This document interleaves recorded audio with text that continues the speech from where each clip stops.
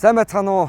Эрхэм мөндөд Монголын хүүхдийн зөвлөлийн гишүүд болон биднийг үргэлж дэмжрсэн хамтран ажиллагч байгууллагууд, биднийг үргэлж дэмждэг том ах эгч нар та бүхэндээ нийт хүүхдүүдийн хомноос энэхүү өдрийн мэндийг төвшүүлье. Монголын хүүхдийн зөвлөл 2022 оны 7 сарын 20-нд үүсгэн байгуулагдаж өдгөө 1 жилийн хугацааг аль хэдийн ардаа үтсэн байна. Хүүхдүүд бид 1-р төвөгт үндэсний чуулган, хүүхдийн оролцооны байгууллагын чуулганд гэх мэт олон арга хэмжээ, олон чуулганд нэгдэж нийлэн санал санаачлага уралдуулан хамгийн гол нь энэхүү арга хэмжээнээс хүрсэн үр дүн бол хүүхдүүд, томчууд болон шийдвэр гаргагч нарт дуу хоолойгоо хүргэх. Тэднээс хүүхдүүдэд чиглэж байгаа үйл ажиллагаанд хүүхд нь өөрөө бодит оролцоотой байх гол шаардлагыг тодорхойлсон бөгөөд энэ нь өдгөө Монголын хүүхдийн зөвлөл хэмээх төрийн бас байгууллагын гол чиг үүрэг, гол үйл ажиллагааны чиглэл болон өргөцсөн байна. Миний бие Монголын хүүхдийн зөвлөлийн анхны тэргүүнээр ажиллах аз тушаан тохиолдож энэхүү 1 жилийн хугацаанд байгууллагын доктортой хөгжлийг номер 1 зорилгоор тавин олон ажлуудын ард гарсан байна. Бид бүхэл үйл ажиллагаанд хүүхэд бүрийг оролцох, хүүхэд бүрийг хөгжих боломжоор хангахыг зорилттой болгож тавин ажилладаг бөгөөд үндэсний хэмжээнд 21 аймаг 9 дүүрэг салбар хүүхдийн зөвлөлөө үүсгэн байгуулснаас гадна анхан шатнд буюу 228 сумын хүүхдийн зөвлөл.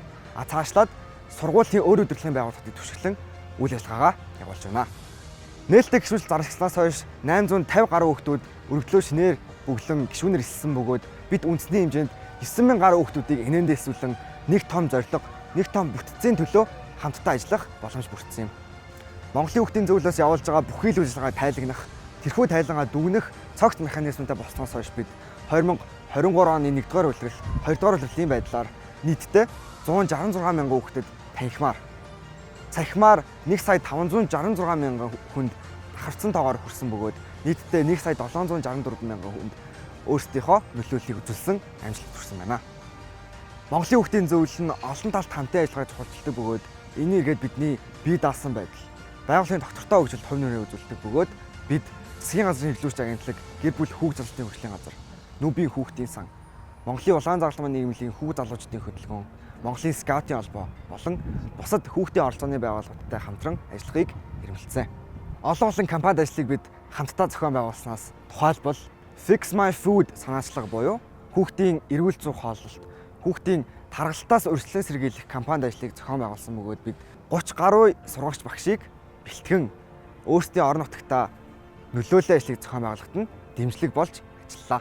Мөн хүүхдэд тулгамддаг магадгүй хамгийн том асуудал болох үе тэнгийн ялгарлан гадуурхалт, дээрлэхэлтийг бууруулахыг зорилгоо болгон хамтарч ажилласан хамгийн том аян бол Найз Бай үндэсний аян. Энэхүү аяны хүрээнд Монголын хүүхдийн зөвлөлөөс Найз Бай флаш моб, Найз Бай мим чаленж уралдаан, Найз Бай сургуулийн нөлөөллийн аян зэрэг хүүхдэд нөлөөлөх арга замаар үе тэнгийн дээрлэхэлт, үе тэнгийн ялгарлан гадуурхалтын талаарх мэдээллийг түгээсэн. Хүүхэд бүрийг ялгарлалгүйгээр оролцуулах бас нэгэн ажил бол Монголын хүүхдийн зөвлөлөөс санаачлан зохион байгуулж буй Сайн уу найзаа дохионы хэлний аян.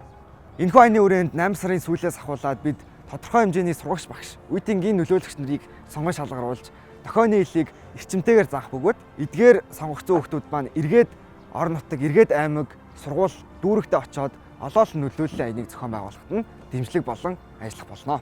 Дэлхийн зам Монгол олон улсын байгууллагаас явуулсан Найз Бай аяны үр дүнг тодорхойлох судалгааны дагуу нийт 4700 хүүхдийн 10.1% нь бие хэрвээ үе тэнгийн ялгарлан гадуурхалт дээрлэхэлтэд өртвөл өөрийгөө яаж хамгаалах мэдлэг мэдээлэл нэмэгдсэн гэдэг хариултыг хэлсэн байна.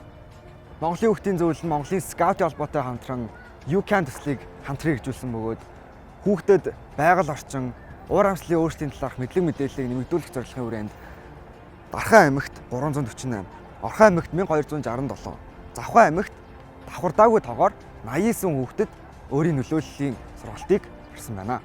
Мөн нийслэлийн Багнуур, Баянзүрх, Баянгол, Сүхбаатар дүүрэгт давхардаагүй тоогоор 340 хүүхдэд UCAN сургалтыг орсон бөгөөд эдгээр хүүхдүүдийг олон төсөл санаачлага, өөрсдийн нөлөөллийн аяныг зохион байгуулахад дэмжлэг болж ажилласан байна.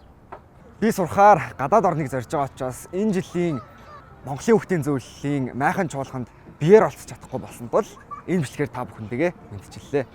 Өмнөх 1 жилийн хугацаанд маш олон дурсамжуудыг бүтээж, маш олон найз нөхөд, маш олон хүүхдүүдтэй ажиллах аз тавшрын тохиолсонд үнэхээр их баяртай байдаг. Харин 1 жилийн хугацаа маань буюу тэргүүнээр ажиллах мандатын хугацаа маань дууссан учраас би албан ёсоор тэргүүнээ дараачийн тэргүүн болох Пихоттой хүлээлгэн өгч байна. Монголын Хүүхдийн зөвлөлийн төгсөгчдийг өдөх арга хэмжээндээ би албан ёсоор тамга дарцаа гардуулж өгсөн бөгөөд ийхүү Монголын Хүүхдийн зөвлөлийн анхны ерөнхийлөгч хэмээх хүндэт үүргээ албан ёсоор хүлээлгэн өглөө. Сүүлчийн нэг жилийн хугацаанд биднийг үргэлж дэмжиж ирсэн хамтран ажиллагч байгууллагууд, ах эгч нар та бүхэндээ чин сэтгэлээс талархснаа илэрхийлье. Ийхүү гишүүд та бүхэндээ 2023 оны Монголын Хүүхдийн зөвлөлийн майхан чуулганы үйл ажиллагаанд өндрөөс өндөр амжилтыг хүсье. Монголын Хүүхдийн зөвлөлийн ирээдүйдээ илүү олон хүүхдүүд оролцох, хөгжих боломжийг бий болгоно гэдэгт маш их итгэж байна. Хамт байсан та бүхэндээ баярлалаа. Баяртай.